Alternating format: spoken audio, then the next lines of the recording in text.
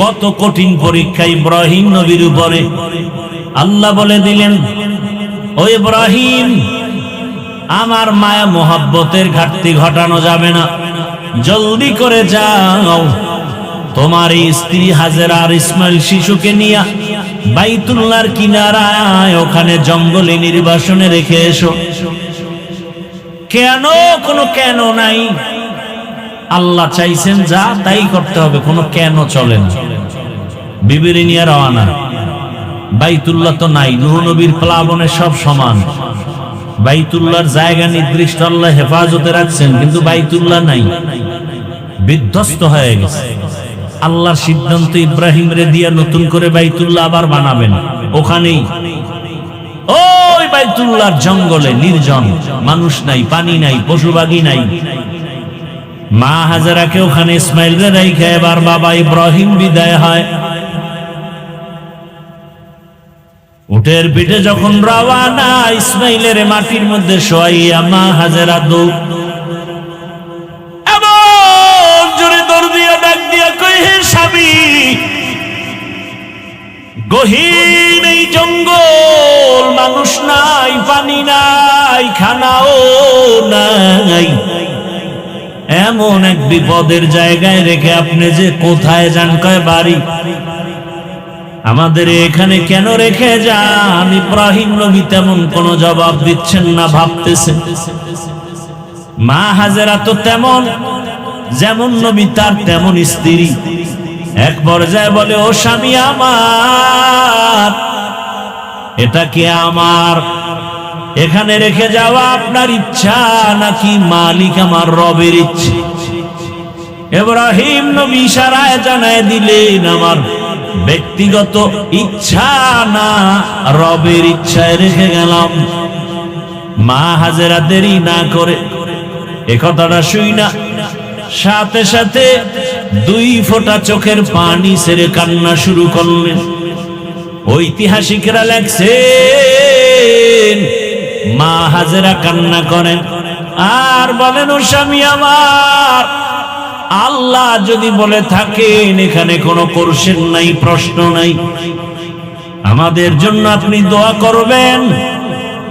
আর মাঝে মাঝে সময় পেলে আমি হাজেরাকে দেখারও দরকার নাই, মাঝে মাঝে শিশু ইসমাইলের আইসা দেখে যাবেন। আমি একটা মহিলা মানুষ, মানুষ নাই, জঙ্গল, পানি নাই, খানা নাই, কষ্টের জায়গা। সামান্য একটু পানি 2-3 দিনের বেশি থাকবে না। আমি হাজেরাকে আপনি না দেখলো, আপনি মাঝে মাঝে আইসা শিশু ইসমাইলের দিকে একটু খোঁজ খবর নিয়ে যাও। ইব্রাহিম নবী বিদায় হয়, কোনো কথা নাই, আমার মালিকের হুকুমের সামনে কোনো সহযোগিতা চলবে না, ভিন্ন কোনো আওয়াজ চলবে না। এবার ইব্রাহিম চোখের পানি ছেড়ে সাফা পাহাড়, মারোয়া পাহাড়ের মাঝখান থেকে রওনা। পাহাড়ের উপরে উঠে নিচে নামলেন। নিচে নাইমা উটের পিঠ থেকে নামিয়া ইব্রাহিম নবী হাত উঁচু করে আমার মালিকের দরবারে দোয়া করা শুরু করলেন। এমন জায়গায় বসে নির্জনে দোয়া করেন যেখানে সন্তানও নাই, হাজেরাও নাই, হাজেরা পাহাড়ের ওই পাশে।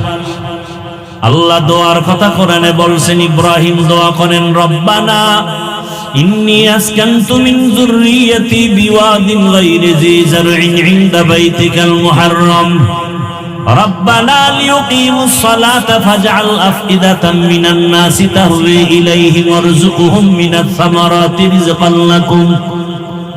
ইব্রাহিম নবী দোয়া করলেন, হে মালিক, আমার জীবনের শেষ ভাগের সন্তান,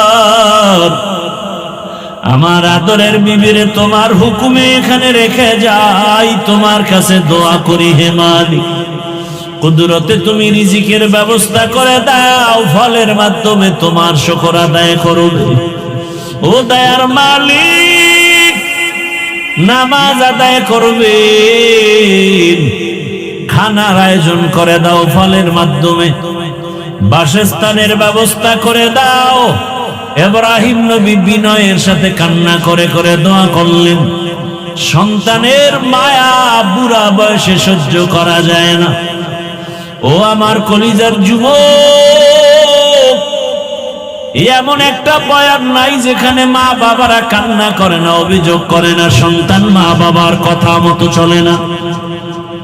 হুজুর একটু সন্তানের বয়ান করে বুঝায় দিয়ে, মায়ের সাথে খারাপ আচরণ করে, বাবার সাথে খারাপ আচরণ করে। ও আমার যুবক বাবারা, পায়ে হাত রেখে বলি, এমন রত্ন যদি থাকে হারায় না রে বাবা। ওই মা বাবার দোয়া ছাড়া আল্লাহর কসম আমি হাফিজুর রহমান এই চেয়ারে বসতে পারি না। ওই মা বাবা জীবনের কত বড় রত্ন। ওই মা বাবার দোয়ার কারণে আজকে তুমি টাকার মালিক, বাড়ি গাড়ির মালিক হয়েছো, সম্মানের চেয়ারের মালিক হয়েছো। ও আমার যুবক বাবারা, যারা মার সাথে বেয়াদবি করেছো, বাবার সাথে করেছো, গোপনে গিয়া মায়ের কাছে ক্ষমা চাইও, বাবার কাছে ক্ষমা চাইও। মা বাবার দোয়া সারা জীবন সফল হবে না, লেখাপড়াও হবে না, চরিত্র গঠন হবে না। আর যার মা দুনিয়ায় নাই, বাবাও দুনিয়ায় নাই, আল্লাহর কাছে মোনাজাত দিয়া কাঁদো, আর মাঝে মাঝে দোয়া করো। ওই মা বাবার নামে দান সদকা করো, আর আল্লাহর কাছে ক্ষমা চাও, মা বাবার কবর জিয়ারত করো। ও আমার যুবক বাবারা, একটা মা সন্তানের জন্য কি পরিমাণ কষ্ট করে, সন্তান যদি জানতো, বুঝতো, চামড়া খুইলা মা বাবার চামড়ার জুতা বানায় দেওয়ার জন্য রেডি হয়ে যাইতো ঋণ আদায়ের জন্য।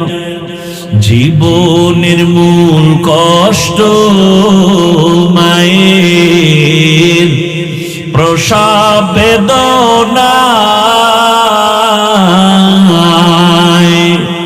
সাত আসমান সাত জমিন তখন মায়েরই মাথায়।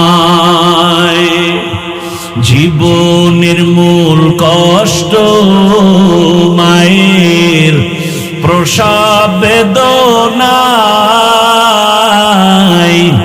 সাত আসমান সাত জমিন তখন মায়েরই মাথায়। আমার সুন্দর মুখ দেখি মায়ের,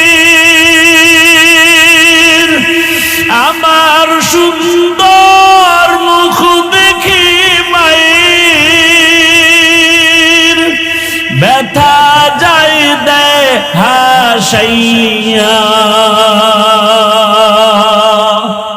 ও আমার প্রাণের মা, মা গো মা, কোথায় গেলে মোরে ছাড়িয়া, জনম দুঃখী ইয়াতীম আমি, চায় না কেহ ফিরিয়া।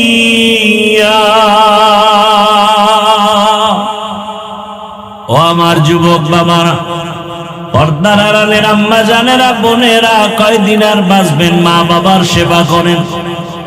ও ঘরের মা, আপনার বুড়া মা বাবা যদি থাকে সেবা করবেন।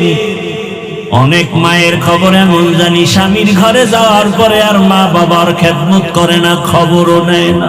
তা যেন না হয়, ওরে নিজের মা বাবা যদি কবরে চলে যায়, ও পর্দার আড়ালের মা, শ্বশুর শাশুড়ির খেদমত করিয়ে, শ্বশুর শাশুড়ি যদি দোয়া করে, আপনার দুনিয়ার জীবন ধন্য হবে, হাসরের ময়দানেও সম্মানের চেয়ার পাবে।